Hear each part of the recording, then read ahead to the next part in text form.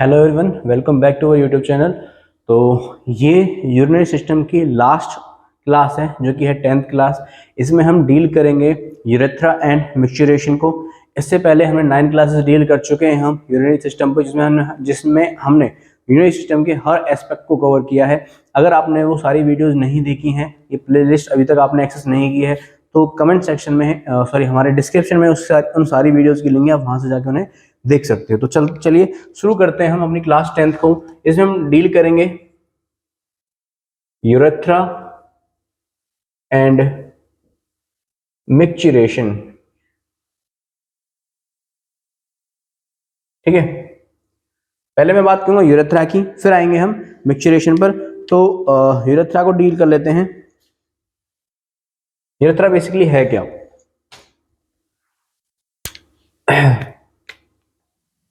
It is a canal, it is a canal which extended from, कहां से extend होता है? From neck of the bladder to external urethral orifice।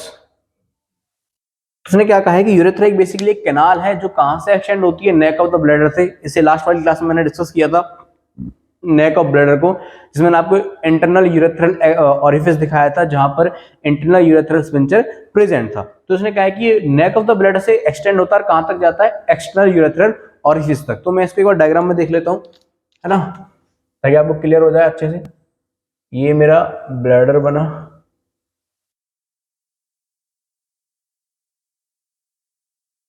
थोड़ा सा अजीब बना है, कोई दोबारा बना लेते हैं।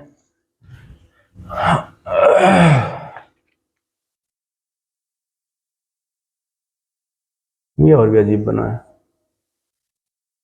एक बार लास्ट ट्राई, इसके बाद अच्छा बनेगा तो ठीक है, वरना जैसा है उसी से काम चलाएंगे।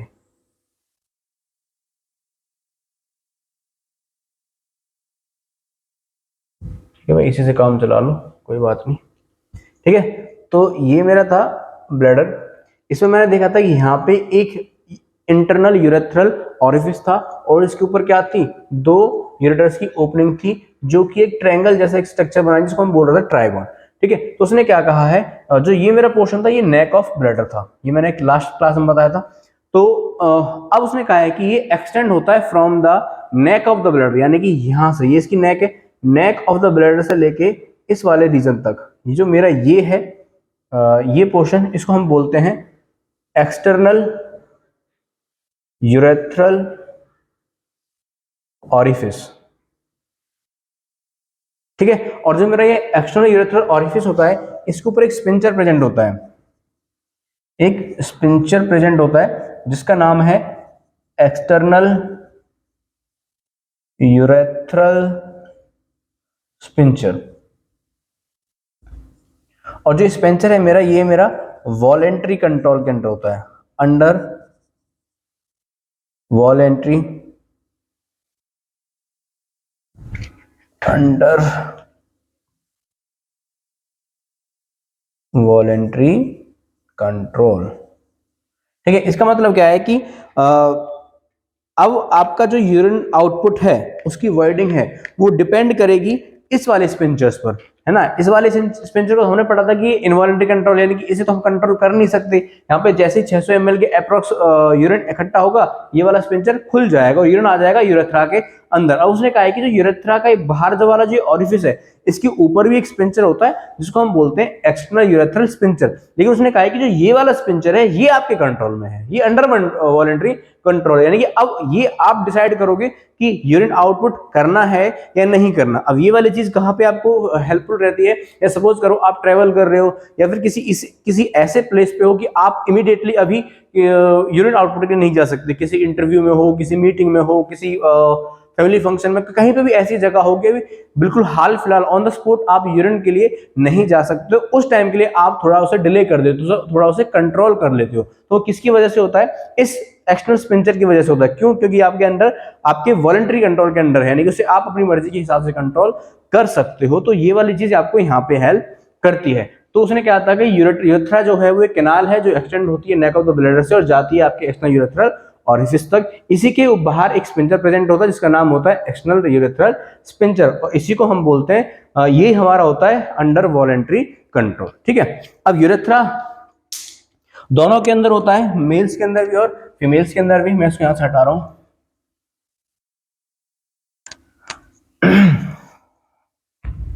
तो हम बात करते हैं पहले फीमेल यूरेथ्रा की। फीमेल यूरेथ्रा शॉर्ट होता है, शॉर्ट। ठीक है, अगर मैं इसकी लेंथ की बात करूं तो ये लेंथ होता है अप्रोक्स 4 सेंटीमीटर। और अगर मैं इसके डायमीटर की बात करूं तो डायमीटर होता है करीबन 6 मिलीमीटर, 6 mm के अप्रोक्स। ठीक है, और अगर मैं करूं मेल यूरेथ्रा की, मेल यूरेथ्रा पर हम आगे चर्चा करेंगे, बट अब यहाँ पे आपको इसकी लेंथ और वो बना देता हूं। ये लॉन्ग होता है, लॉन्गेस्ट, है ना, या फिर बोलो लार्जर, लार्जर बात कर बोलेंगे, larger than female urethra, than female urethra. अगर मैं इसकी लेंथ की बात करूं तो इसकी लेंथ होती है अप्रोक्स 20 सेंटीमीटर। और इसका जो अगर मैं डायमीटर की बात करूं तो अप्रोक्स होता है 7 मिलीमीटर। ठीक है, तो आप इसमें देख पा रहे हो कि आपका जो मेल यूरेथ्रा है वो एज कंपेयर टू फीमेल्स से बड़ा होता है, और उनका फीमेल्स का जो यूरेथ्रा वो कैसा होता है, शॉर्ट होता है। और इसी यूरेथ्रा के शॉर्ट होने की वजह से जो फीमेल्स होती हैं वो बहुत ज्यादा रिस्क पर होती हैं, at risk of UTI. UTI क्या है? Urinary tract infection. अब यूरिनरी ट्रैक्ट इन्फेक्शन क्या है ये कभी और डिस्कस करेंगे, ये मेडिकल सर्जिकल कंडीशन, नर्सिंग की कंडीशन है ना। तो फीमेल्स के अंदर यूरिनरी यूटीआई यानी कि यूरिनरी ट्रैक्ट इन्फेक्शन होने के चांसेस बहुत ज्यादा होते हैं। क्यों? क्योंकि उनका यूरेथ्रा शॉर्ट होता है, और शॉर्ट होने की वजह से क्या है, कोई भी बैक्टीरिया अगर यहाँ से अगर ब्लड स्ट्रीम में जाना चाहे, ब्लैडर के अंदर पहुंचना चाहे, तो आसानी से पहुंच जाएगा फीमेल्स में। क्यों? क्योंकि उसको कितना कितना ट्रेवल करना है, सिर्फ 4 सेंटीमीटर ही ट्रेवल करना है। उसके बाद कहां पे चला जाएगा, वो ब्लैडर में चला जाएगा और यहाँ पे अपनी कॉलोनीज बना लेगा और इन्फेक्शन क्रिएट कर देगा। इसे हम बोलते हैं यूरिनरी ट्रैक्ट इन्फेक्शन, एक ऐसा इन्फेक्शन जो यूरिन के रास्ते होता हो। ठीक है, लेकिन मेल्स में ये बहुत रेयर है। क्यों? क्योंकि उस बैक्टीरिया को अगर ब्लैडर तक पहुंचना है मेल्स के अंदर तो सिर्फ 20 सेंटीमीटर का रास्ता तय करना पड़ेगा, और इतना वो तय नहीं कर पाता है। ठीक है, इससे पहले वो उसको किल कर दिया जाता है। ठीक है, तो आई होप आपको यूरेथ्रा समझ में आ गया होगा। यूरेथ्रा में बेसिक यही चीजें थी और कुछ नहीं था। मेल यूरेथ्रा बता दिया, फीमेल यूरेथ्रा दिया। अब मेल के बारे में एक चीज और देख लो कि हमारा जो मेल यूरेथ्रा होता है बेसिकली वो 3 पार्ट्स में डिवाइड होता है।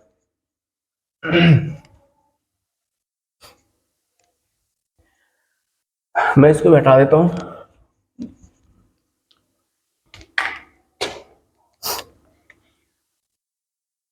Mail urethra divided into 3 parts. ठीक है, पहला है प्रोस्टेट यूरेथ्रा, प्रोस्टेट यूरेथ्रा। दूसरा है मेम्ब्रेनस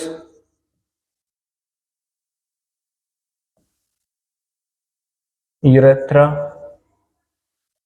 तीसरा है पेनाइल यूरेथ्रा, पेनाइल या फिर स्पॉन्जी यूरेथ्रा। इन तीनों को मैं आपको डायग्राम में दिखाता हूं। ठीक है, मैंने एक ब्लैडर बनाया।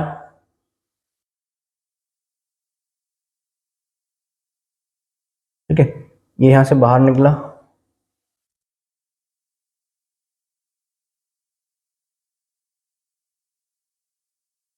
ऐसे।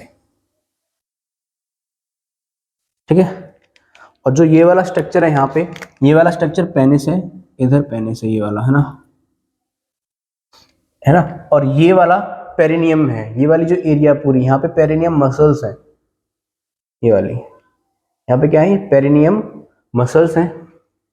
यानी कि पेरिनियम क्या है, आपके इसके यूरेथ्रा और रेक्टम के बीच में जो स्पेस है उसको हम बोलते हैं पेरिनियम। तो ये वाला पोर्शन उस एरिया से गुजर के आ रहा है और यहाँ पर इस ब्लैडर से नीचे ही एक ग्लैंड है जिसका नाम है प्रोस्टेट ग्लैंड। ठीक है, ये मेरा क्या है, प्रोस्टेट ग्लैंड है। ये मेरी पेरिनियम की मेम्ब्रेन है, पेरिनियम मेम्ब्रेन। और ये मेरा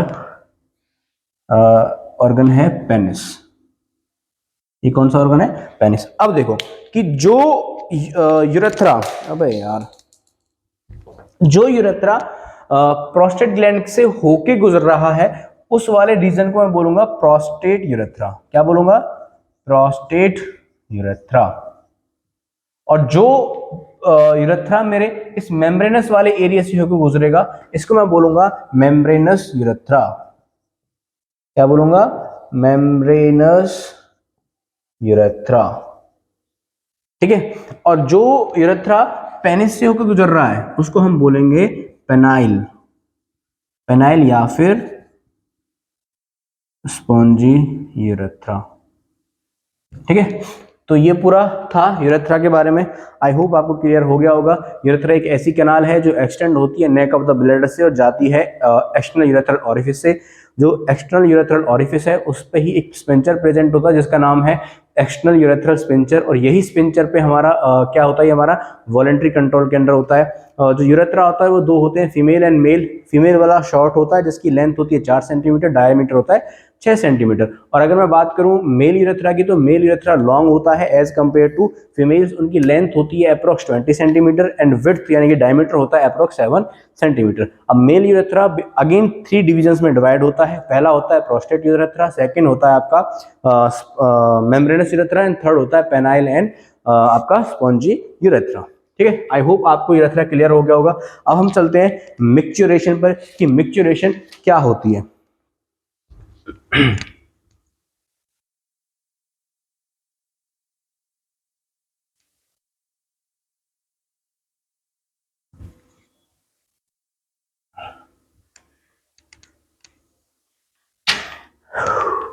हेडिंग डालिए micturition.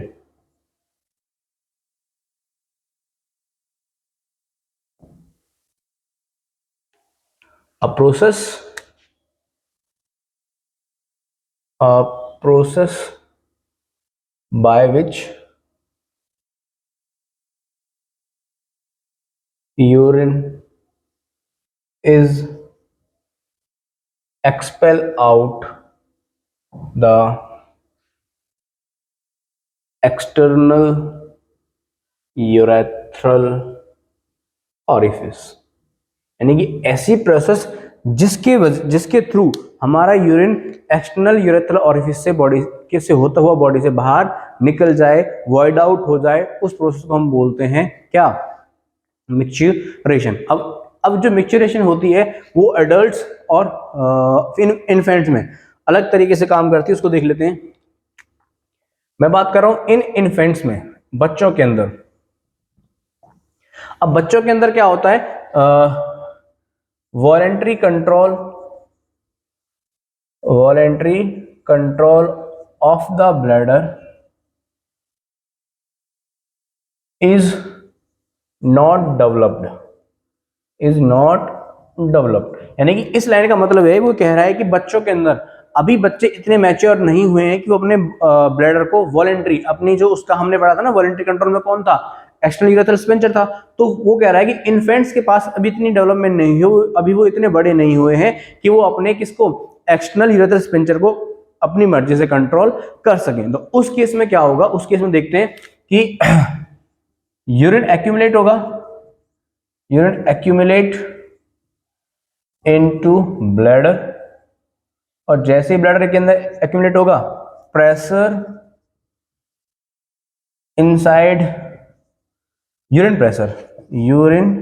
Pressure inside the bladder rises. जैसे ही ब्लैडर के अंदर यूरिन का प्रेशर बढ़ेगा तो यूरिनरी ब्लैडर की वॉल्स पे जो स्ट्रेच रिसेप्टर्स थे वो एक्टिवेट हो जाएंगे, है ना। तो stretch receptors STRETCH, stretch receptors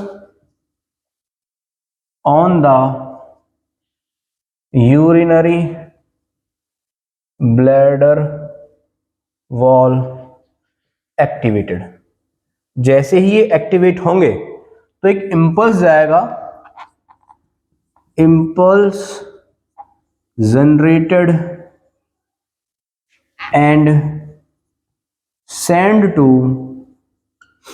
spinal cord। Spinal cord. अब ये मैसेज कहां तक गया? स्पाइनल कॉर्ड तक गया, लेकिन ये ब्रेन तक नहीं जाएगा। अगर गया भी ब्रेन तक तो उसका कोई रोल है ही नहीं। क्यों? क्योंकि उसने पहले कह दिया है कि बच्चे के अंदर वॉलंटरी कंट्रोल अभी डेवलप नहीं हुआ है। तो क्या होगा, इसी स्पाइनल से रिफ्लेक्स बैक हो जाएगा, वापस से ऑर्गन के पास जाएगा। तो यहां से मैं लिखूंगा स्पाइनल रिफ्लेक्स। तो यहां पे क्या हो जाएगा, यहां पे होगा स्पाइनल रिफ्लेक्स। और ये स्पाइनल रिफ्लेक्स किस में रिजल्ट कर देगा? मुझे थोड़ा सा मिटाना पड़ेगा, या फिर मैं इधर लिख दे रहा हूं, है ना, थोड़ा सा अलग पेन से करके। जैसे स्पाइनल रिफ्लेक्स होगा तो हमारे जो इंटरनल स्पिंचर्स थे, स्पिंचर्स रिलैक्स, ये रिलैक्स होगा। इंटरनल दोनों स्पिंचर्स एक साथ, एक नहीं दोनों, इंटरनल एंड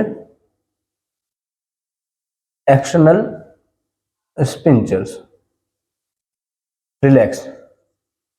और जैसे ही रिलैक्स होगा यूरिन एक्सपेल आउट हो जाएगा और वो कहलाएगा मेरा मिक्चुरेशन। आई होप आपको क्लियर हो गया होगा। अगर नहीं हुआ है तो दोबारा देख लो।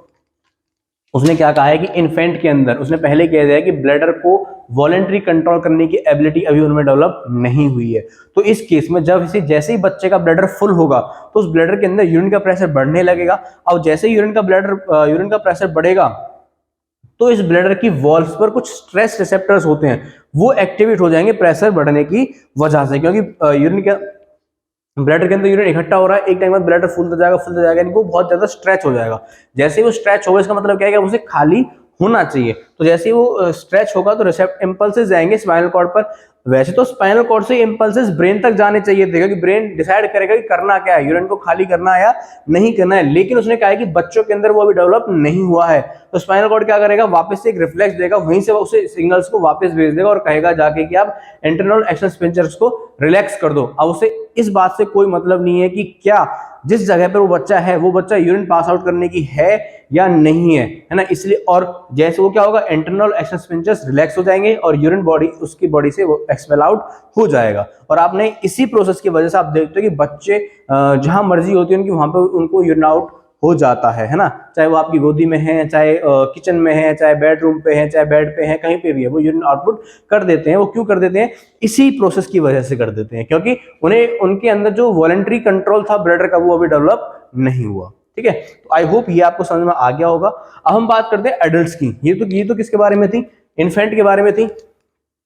अब मैं बात करता हूं एडल्ट्स के बारे में।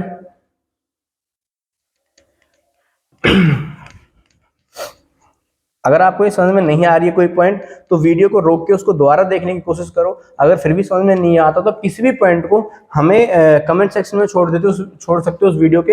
या फिर अगर आपको कमेंट सेक्शन में नहीं छोड़ना है तो आप हमसे पर्सनल कांटेक्ट भी कर सकते हो हमारे Instagram channel MV nursing desk पर। ठीक है, तो अब बात करते हैं maturation in adults.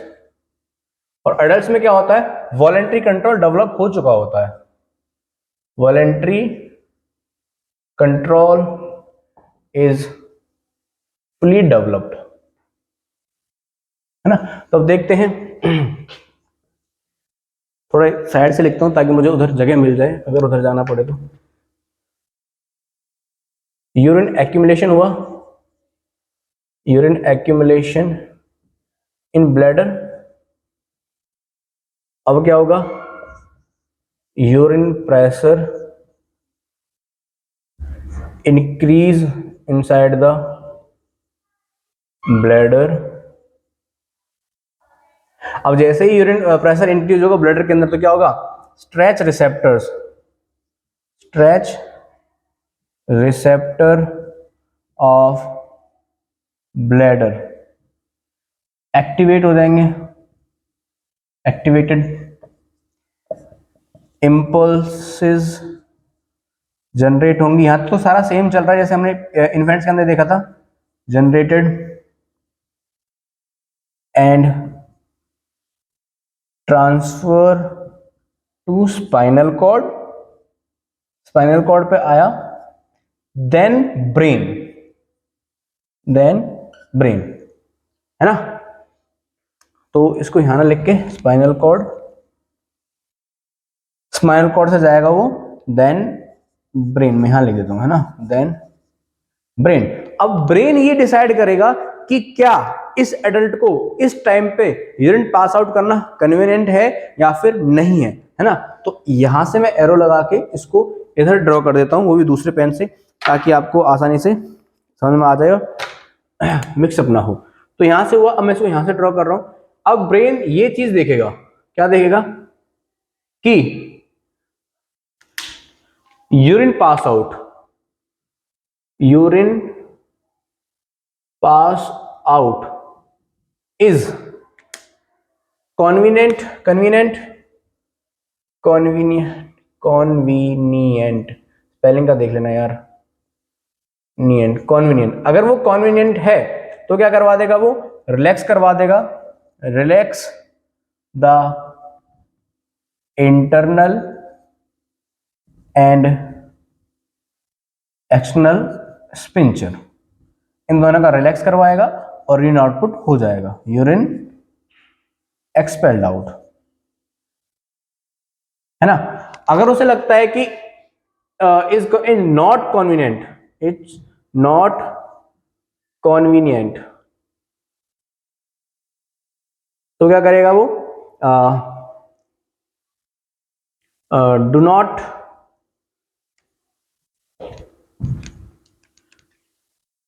Do not relax the स्पिंचर्स, both स्पिंचर्स, bag में लिख लो बोथ। कब तक, अंटिल इट इज कॉन्वीनियंट, कॉन्वीनियंट, कॉन्वीनियंट की स्पेलिंग चेक करें भाई एक बार, कन्वीनियंट, ठीक है। तो अब इसको समझ लेते हैं इसने क्या कहा है। इसने कहा था कि एडल्ट्स के अंदर वॉलंटरी कंट्रोल होता है, फुली डेवलप हो जाता है, यानी कि वो अपनी मर्जी से अपने ब्लैडर को कंट्रोल कर सकते हैं कि उन्हें यूरिन अभी पास आउट करना है या नहीं करना। तो क्या होगा, उनके अंदर ब्लैडर के अंदर यूरिन का इकट्ठा होना शुरू हुआ, प्रेशर बढ़ा, प्रेशर ने क्या कर दिया, जो स्ट्रेच रिसेप्टर्स थे उनको एक्टिवेट कर दिया। जैसे ही स्ट्रेच रिसेप्टर्स एक्टिवेट होंगे तो इंपल्सेस जनरेट होंगे, वो कहां जाएंगे, स्पाइनल कॉर्ड पर। इन इन्फेंट्स के अंदर तो यहीं से एक रिफ्लेक्स वापस चला जा रहा था और दोनों स्पिंचर्स को रिलैक्स करवा दे रहा था, लेकिन यहां पर एडल्ट्स में क्योंकि जो वॉलंटरी कंट्रोल फुली डेवलप हो चुका है, तो यही स्ट्रेप इंपल्सेस स्पाइनल कॉर्ड से होते हुए जाएंगे ब्रेन में, और ब्रेन ये देखेगा कि क्या कन्वीनियंट का मतलब होता है कि क्या वो अभी पास आउट कर सकता है, और नॉन कन्वीनियंट का मतलब है कि वो अभी पास आउट नहीं कर सकता।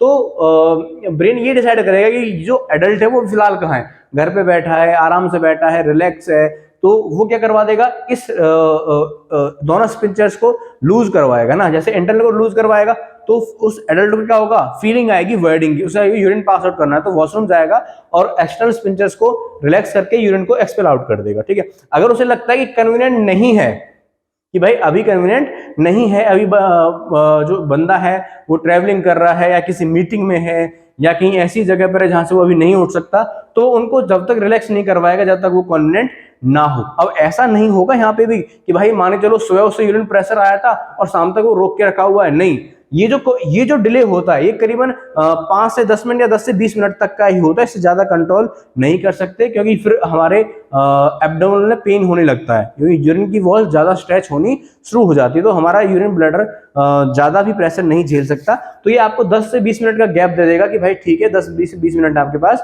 आप अपने आप को फ्री आउट करो और वॉशरूम पे आओ, ठीक है। तो आई होप आपको ये समझ में आ गया होगा मैच्योरेशन। अब एक प्रोसेस और होती है, एक नाम और है, उसको हम देख लेते हैं। आई होप ये क्लियर हो गया होगा, मैच्योरेशन इन इन्फेंट और इन एडल्ट्स। तो एक टर्म और है इनकॉन्टिनेंस, कि इनकॉन्टिनेंस क्या होता है। उसको हम डील कर लेते हैं।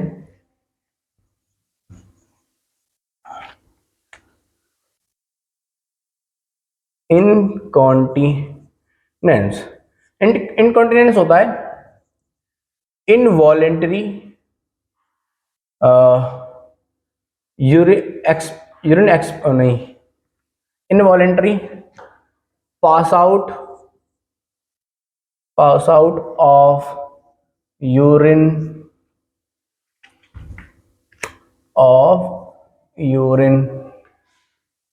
even after developing voluntary control। ठीक है, तो इनकॉन्टिनेंस क्या है? एक ऐसी डिजीज कंडीशन है जिसके अंदर जो एडल्ट है उसको वॉलंटरी कंट्रोल पूरा डेवलप हो चुका है, लेकिन फिर भी वो अपने यूरिन पे कंट्रोल नहीं कर पाता, उसका यूरिन आउटपुट हो जाता है। ठीक है, तो वो कहलाता है इनकॉन्टिनेंस। एक तरह की डिजीज कंडीशन है। ये आगे बहुत सारे फैक्टर्स होते हैं जो इसको रूल आउट करते हैं, हम पढ़ेंगे एमएसएन के अंदर, मेडिकल सर्जिकल नर्सिंग के अंदर। ठीक है, तो आई होप आपको यूरेथ्रा और मैच्योरेशन समझ में आ गया होगा। तो ये हमारे यूरिनरी सिस्टम की 10th और लास्ट क्लास थी। तो अब तक हमने पूरे यूरिनरी सिस्टम को कंप्लीटली डिस्कस कर लिया है, जिसके अंदर मैं 10th क्लास डिस्कस करी थी। आई होप आपको ये वीडियो अच्छी लगी होंगी, ये पूरी सीरीज अच्छी लगी है। तो मैं चाहता हूं कि आप मुझे इन सारी वीडियोस को देख के आपका जो भी रेस्पॉन्स है प्लीज मुझे वो कमेंट सेक्शन में बताओ। क्या ये सारी सीरीज आपको अच्छी लगी? क्या आगे के जितने भी यूनिट्स हैं वो ऐसे ही कवर अप कराए जाए? तो प्लीज मुझे कमेंट सेक्शन में बताना। अगर कोई भी डाउट होता है तो वो हमें कमेंट सेक्शन में छोड़ सकते हो, या फिर हमारे एमवी नर्सिंग डेस्क के इंस्टाग्राम चैनल पर छोड़ सकते हो। अगर अभी तक आपने चैनल को सब्सक्राइब नहीं किया है तो प्लीज़ चैनल को सब्सक्राइब करो, बेल आइकन को दबाओ, ताकि आपसे कोई भी वीडियो की इन्फॉर्मेशन आपसे ना छूटे। और इस चैनल को जितना हो सके उतना शेयर करो अपने फ्रेंड के साथ, अपनी फैमिलीज के साथ। Okay, thank you.